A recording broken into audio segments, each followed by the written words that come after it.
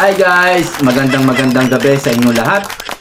Busy na po ang marami para sa paghahanda sa darating na Kapaskuhan. Advance Merry Christmas po sa inyong lahat. Kaya eto, ginabi tayo. Pero okay lang yan. Anong oras na ba? Mag-aalas 10 na o 9:30. Baka mai-upload ko to alas 11 na ng gabi. Pero okay lang yan, sige lang. Pag-uusapan po natin, si BP Sara ay sumagot na dito kay Ramil Madriaga. At ang sinasabi ni BP Sara ay false accusations ang mga pinagsasabi nito ni Ramil Madriaga. At sa wakas, si Ralph Recto ay nademanda na. At sumagot din si Ralph Recto dito. Ang demanda po ay, naku, ang dami nito Ang daming demanda Teka lang plunder, ito matindi to. Plunder, wala pong piyansa ito. Graft and corruption, technical malversation, and grave misconduct. Apat po na kaso ang kakaharapin ni Recto. Pero ito po'y isinampa sa ombudsman kung saan ang namumuno dito ay si Boying Rimulya. Patay tayo dyan. At itong insertions file ni Yusek Cabral, may kopya pa pala. May kopya pala dito si Congressman Leandro Lebiste. At hinahamon niya ngayon si Vince Dizon. So yan po ang ating mga pag-uusapan, pero bago tayo magpatuloy, paki-like po muna itong video ito. At syempre kung hindi pa kayo nagsisubscribe, ay mag-subscribe na kayo para lagi kayong updated sa tuwing mag-upload tayo ng video.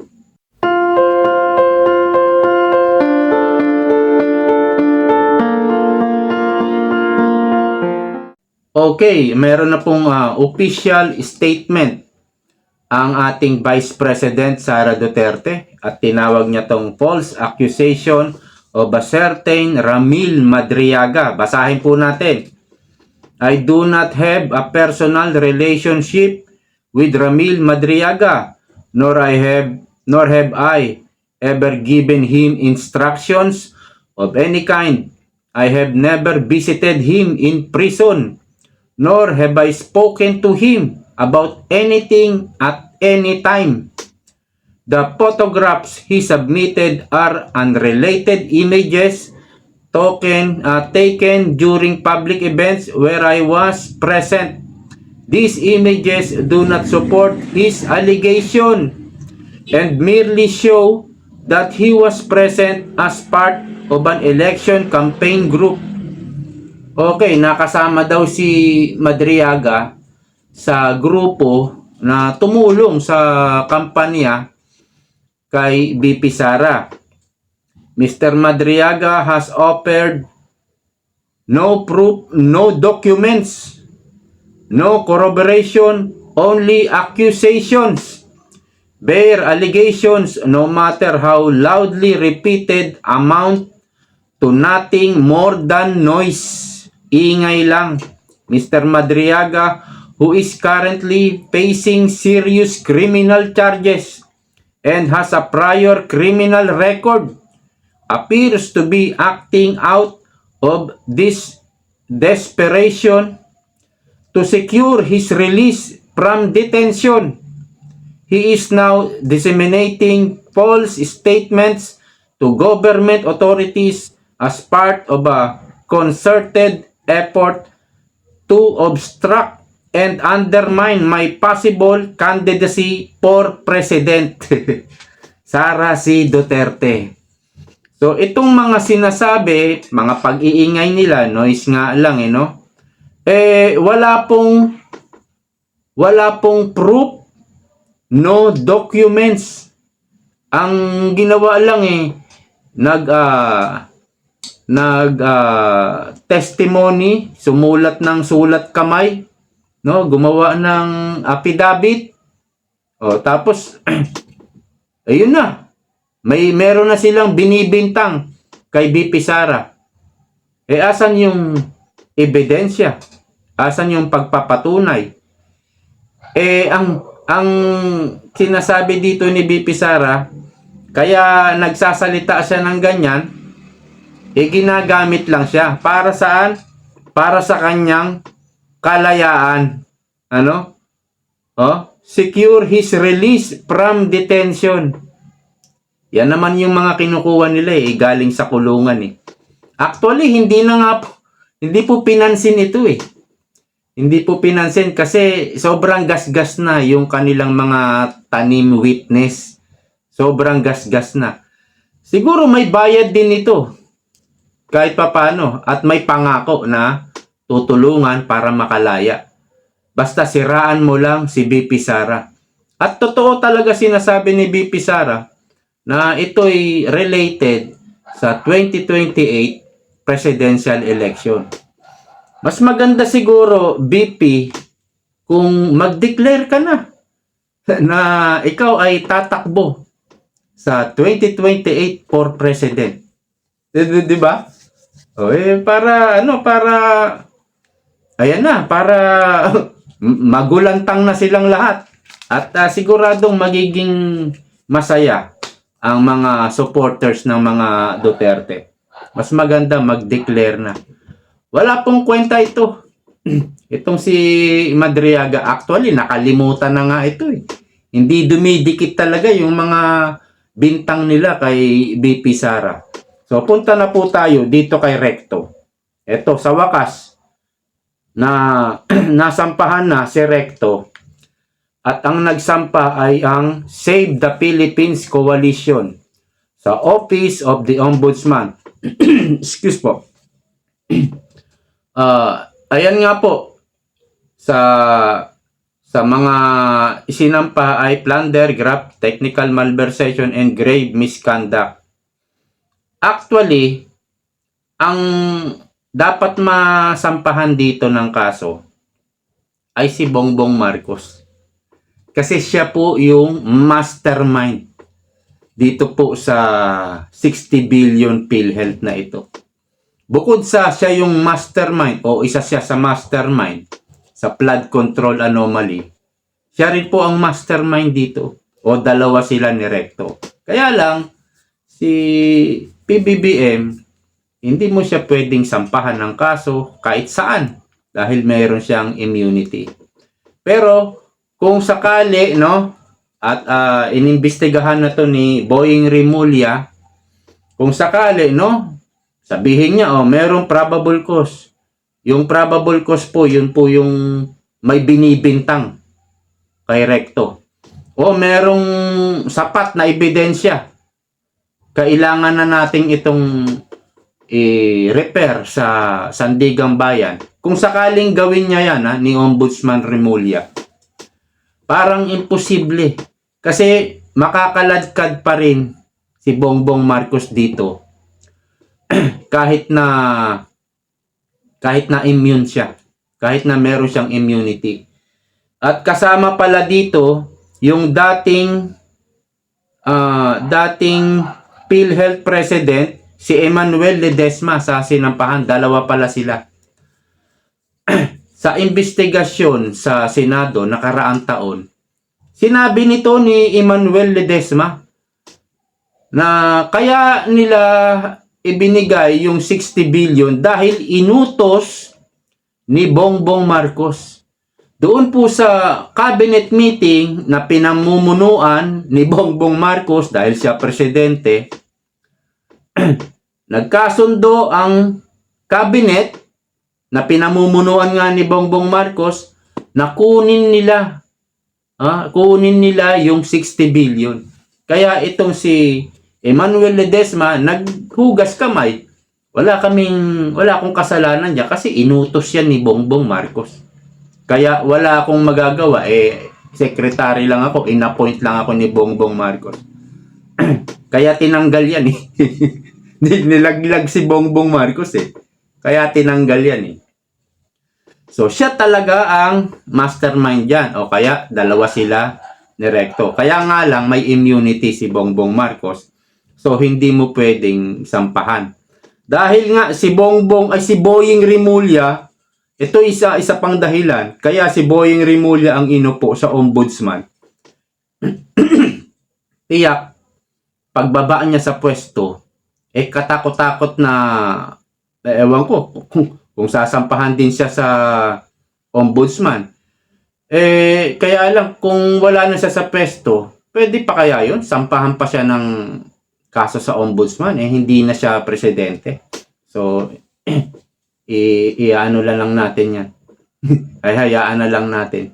Kaya inupo dyan si Boying Rimulya, para dito sa mga magsasampa ng kaso.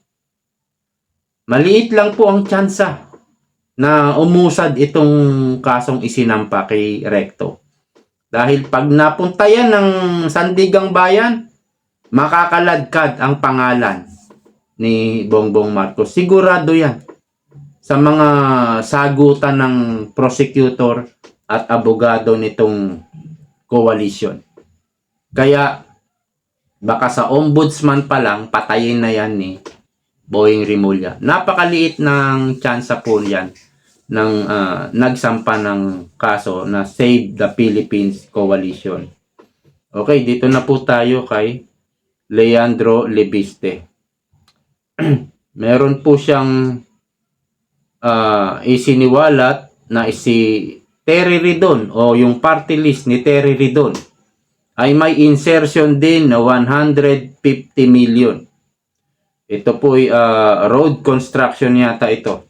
Pero unahin natin itong hindi po to direktang hamon. Parang simpleng hamon. Ano po ito parang battle of the brain, pautakan po Pautakan. Sinabi ni Lebiste, ibinigay sa akin ni Yusek Cabral ang files ng DPWH insertions sa buong bansa. Salamat kay Vince. At mas mainam kung ang DPWH mismo ang magsapubliko nito. Ganito yan. No? In-interview si Lebiste kanina ni Ted Filon at sinabi niya na nakakuha siya ng kopya ng insertions files ng listahan ni Yusek Cabral. Okay? September 4 nung nakuha niya yung itong mga insertions file. At sinabi niya siguro mga ilang buwan nakalipas. Natandaan ko lang ngayon na tanging si Vice President Sara Duterte lang ang walang insertion. Natandaan niyo yon? O baka last month sinabi niya yun. Or last 2 months. Sabi ko, hindi ko pinansin yan. Bakit naman niya nasabi? Tanging si BP lang ang walang insertion. Alam niya ba lahat ng yung pala meron na pala siyang listahan. September 4, nakakuha na siya ng kopya ng listahan ni Yusek Cabral. Ito po ay nag-request siya na makakuha ng kopya dahil isa siyang congressman at doon sa mga staff ni Yusek Cabral meron pa siyang sinabi na Director Bote, no? Noong pumayag na si Vince Dizon na sige bigyan nyo ng kopya si Lebiste. Ayun, doon nakakuha ng kopya si Lebiste. Kaya nga, ayun sinasabi niya, salamat kay Sec Vince. Kasi may permiso kay Vince Dizon na bigyan ng kopya si Lebiste. At sinasabi ni Lebiste, ang mga proponents doon, mga senador, mga district representatives, secretary at Yusek, lahat may mga insertions except BP Sara. Sinabi niya yan. At sabi niya, pati mga pribadong tao ha, hindi taga-gobyerno, may insertion sa flood control at mga iba pang infrastructure. Pribadong tao ha. Ito po yung mga kontraktor. Hindi po taga-gobyerno. Yung kontraktor, meron ding insertions. Ganyan po katindi itong korupsyon na hinayaan po ng ating pinuno na manakaw ang kaban ng bayan, ang pera ng bayan. Hinayaan niya na manakaw. Tapos ito, piling pahiro siya, kundi dahil kay Bongbong siya ang nagsiwalat nito. Matapos hayaan na dambulin ang pera ng bayan, isisiwalat niya para ano? Para budulin na naman tayo. Ito yung matinding o simpleng hamon. Hindi pala matindi, simpleng hamon. Sabi ni Libiste, mas mainam kung ang DPWH mismo ang magsa-publiko nito. Dinidare niya si Vince Dizon. Ano Vince Dizon? Isa sa publiko mo ba ito? Ilalabas mo ba ang insertions files ni Yusek Cabral? Dapat malaman natin ito. Dapat malaman ng taong bayan ito. Dahil pera ng taong bayan ang ninakaw. Dapat malaman natin. Pero maraming pipigil dyan. At hindi kaya ilabas yan ni Vince Dizon. Hindi yan kaya. Hindi yan ilalabas. Dahil secretary lang siya. In-appoint lang siya dyan eh. Pag ginawa niya yan, maraming magagalit sa kanya. Marami siyang magiging kaaway. At baka ipakulong pa siya dyan. Oo, kaya. Kayang gawin. Kasi hawak nila lahat eh. Kaya po yan. Kaya itong simpleng dare ni Libiste, hindi kakagat dito si Vince Dizon. Ngayon, hihintayin yan. Baka ulit-ulitin ito ni Libiste. Yusek, hindi pala Yusek. Sec Vince Dizon. Ilalabas mo ba yung files? Baka mag-post yan si Libiste. At pag hindi natinag, talagang i-call out na niya si Vince Dizon. Ilabas mo na ang files dahil karapatan ng taong bayan na makita yan. Pera ng taong bayan yan. Yun lang yung yun lang napipredict ko. Bakit? Kasi pinag-uusapan ngayon yung birthday wish ni Cara David na talagang nag-super viral, super trending, at yan na raw ang wish ng buong ng maraming mamamayang Pilipino. At yan din ang wish natin na sana matupad yung wish ni Cara David. Pero alam nyo ba, dati akong may wish. At ito matindi. Ang sabi ko, sana kumanta na si Saldico. Kung saan man siya nandoon, pwede naman siyang kumanta, mag-video lang siya. Alam nyo, nangyari. Nangyari at pangako ko sa inyo, hahanapin ko yung vlog ko na yan. Sinabi ko yan, bago pa kumanta si Saldico. Opo, bago pa siya kumanta. Kaya lang, matagal na paghahanap yan. Marami-rami na akong video na nagawa, nakaraan, di ba? Hahanapin ko yon kung hindi ko lang, mahirap yon, matagal yon, baka kalahating araw ko hahanapin yung vlog na yon. Pero sinabi ko yan, o parang nag-wish din ako na sana kumanta na si Saldico. At kumanta nga. Kaya nagkakatotoo yung wish namin ni Cara David eh.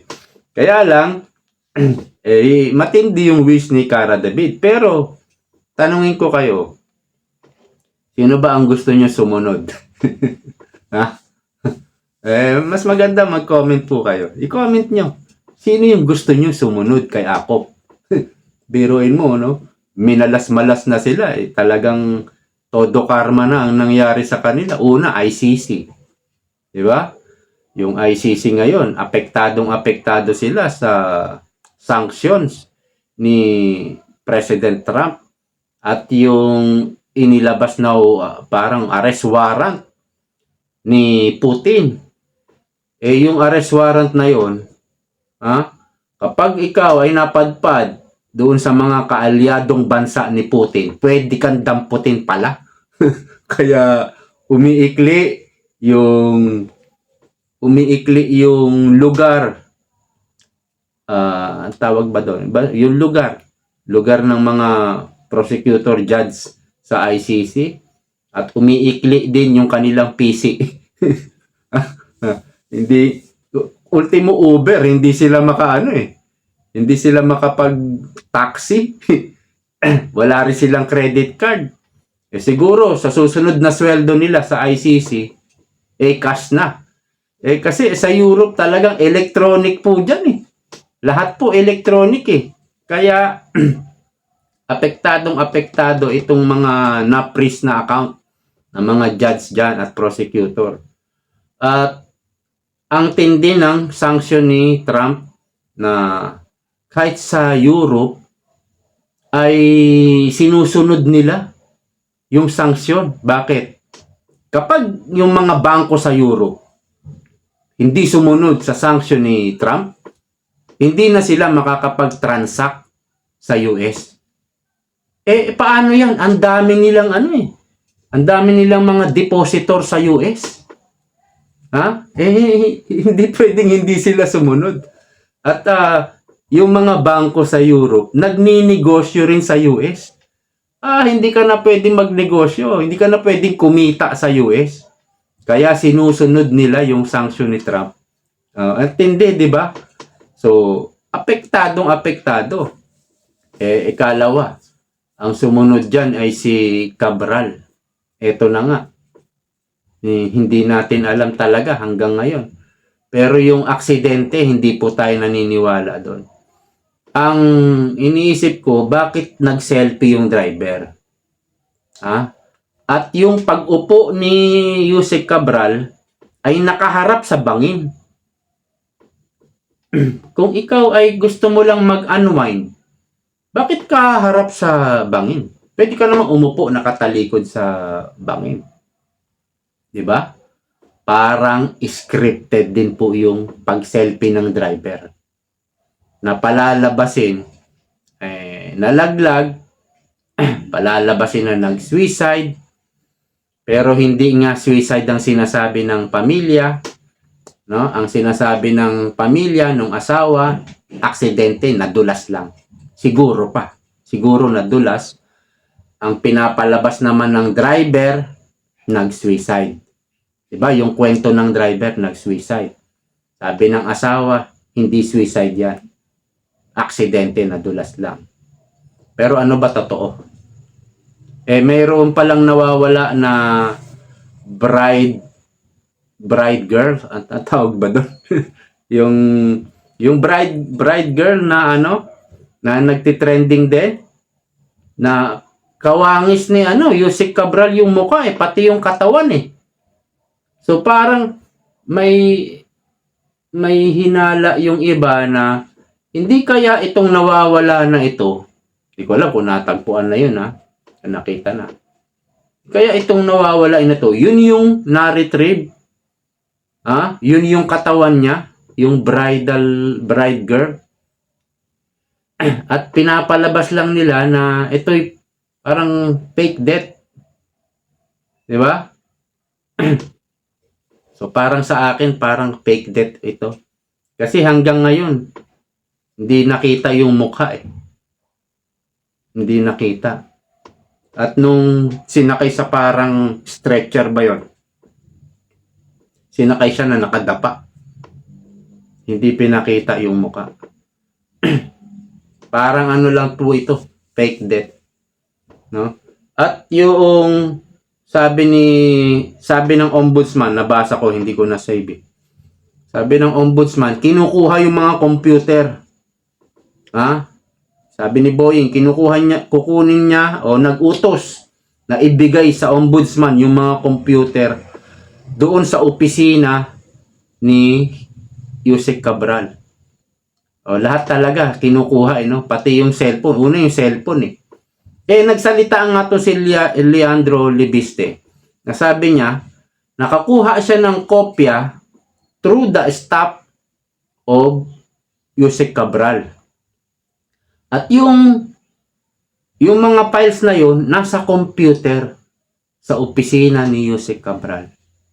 Kaya pinapakuha ngayon ni Boying Rimulya. May kopya si Vince Dizon. DPWH yan, eh. Di ba? Bakit kailangan ni Boying Rimulya? Di ba? Sa kanya talagang ano. Siguro inutos ni Bongbong Marcos. Wala tayong magagawa dyan. Talagang pag inutos, kailangan sumunod lang ni Boying Rimulya. Baka hindi naman siya nagpapabida. Baka inutos. So, lahat ng ebidensya talagang sisirain, susunugin, at yung iba ay talagang nawawala para manahimik ng habang buhay. Sabi nga meron pala sagot si Recto, no? Si Recto. Wait lang. Basahin lang natin yung sagot ni Recto sa kanyang demanda. Eto. In my more than 30 years in government, this is the first case of such kind that I have confronted and view it as part of public service. I will not get distracted by political noise. Uy, hindi political noise ito. Hindi ito kagaya kay Madriaga na inakusahan si BP Sara. Yun ang political noise. Ha? Ito, matindi ito. Ha? Mayroon tong husga, hatol ng Korte Suprema. Kaya hindi political noise ito. Ha? The work of improving government performance and services is my priority. Ulul! Sarap kutosan ito, di ba? Ito po idiniklara ng Korte Suprema na ang ginawa mo, Recto, kasama mo si Bongbong Marcos, ay illegal, unconstitutional. Korte Suprema ang nagsabi niyan. Ha? O anong say mo dyan sa Korte Suprema? Motion for reconsideration lang ang magagawa nyo dyan. O, paano mo ibibit yan? Paano tatalunin yung deklarasyon ng Korte Suprema? Illegal yung ginawa nyo, di ba? Ang sarap kutosan. Ang sarap eh. Tas, mambubudol din. Yung mga pinagsasabi niya, pambubudol. Kaya natalo yan. Natalo si Recto eh. At mangyak nga si Vilma Santos eh. Sabi kasi ang dahilan yung BAT. Kasi hindi na ipaliwanag ng gusto, hindi na intindihan ng taong. Yung taong bayan pa ang hindi nakaintindi. No? Hindi ro kasi napaliwanag eh, hindi na intindihan ng taong bayan. Kaya natalo si Recto. Kasalanan pa ng taong bayan. Dagdag pasakit yung BAT na yan. Dagdag pasakit. Ang sarap mong kutusan eh. Ito, ayan, bumili ako kanina ng washing machine. Yung single tab lang. Single tab, walang dryer. Ang presyo niya is 4,200. 4,199. Almost 4,200. Ito yung VAT niya, VAT 12.0000%. Ayan, no? 449. O almost 450. Yan po yung VAT ng binili kong washing machine. Dagdag ng 450 pesos. Kung walang VAT, yung 450 pesos, ibabawas mo dito sa 4,200. So, magiging lang siya dapat, 3,750. Dahil may VAT, naging 4,200. Yan po yung 12% na ginawa ni Recto. So, pagbili ko ng kanina ng washing machine, kumita agad yung gobyerno ng 450 sa akin. At ito'y mapupunta kay Recto, ibubulsa niya yung 450 ko. Ha? Ha? Dagdag pasakit. Ang matindi nito, yung sa kuryente, may bat din. Di ba? Sobrang matindi.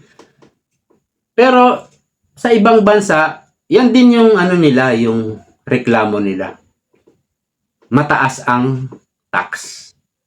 Pero, yung tax, nakikita nila, napapakinabangan nila, libre sila sa ospital, andyan yung mga infrastructure, pag dumadaan sila, ang kotse nila, maayos, walang lubak-lubak. Diba? Nakikita dito, binubulsa. Diba? Tama lang na namatay si Akop, tuwan-tuwa tayo. Diba? Ang saya-saya ng taong bayan. Maliban lang sa mga kasabwat ni Akop. Pero, dati, hindi ganyan eh. Kumbaga, pag may namatay, sige, respeto na lang. Hindi na ngayon eh. Dahil sobrang mga demonyo na sila eh. Hindi na, mga leche kayo, dapat lang mamatay kayo. Sabi nga ni Cara David, yan ang wish niya eh. Mamatay lahat ng korap. At yan ay wini-wish na rin ng lahat ng tao. Hindi man lahat, hindi kasama yung mga dilawan dyan. Mga NPA, mga kasabwat nila yan. Kaya wini-wish na ng mga tao yung wish ni Cara David. So ayan no, mabigat itong 12% na ito. Sabi nga natin, okay lang sana eh. Kung nakikita natin eh, kung saan napupunta yung tax. Kaya na napupunta na sa bulsa nila eh. Kaya sana matupad yung wish ni Cara David. Mamatay na lahat kayong kurakot. Hanggang dito na lang po. Maraming salamat sa patuloy na panonood. And advance happy Merry Christmas and a Happy New Year. And welcome to 2026. At pagsapit po ng mga kalagitnaan ng 2026, dyan na po magdi-declare si VP Sara. Or third quarter ng 2026, dyan na po magdi-declare si VP Sara kung siya ay tatakbo sa pagka-presidente. Abangan po natin. See you po next time. Bye-bye.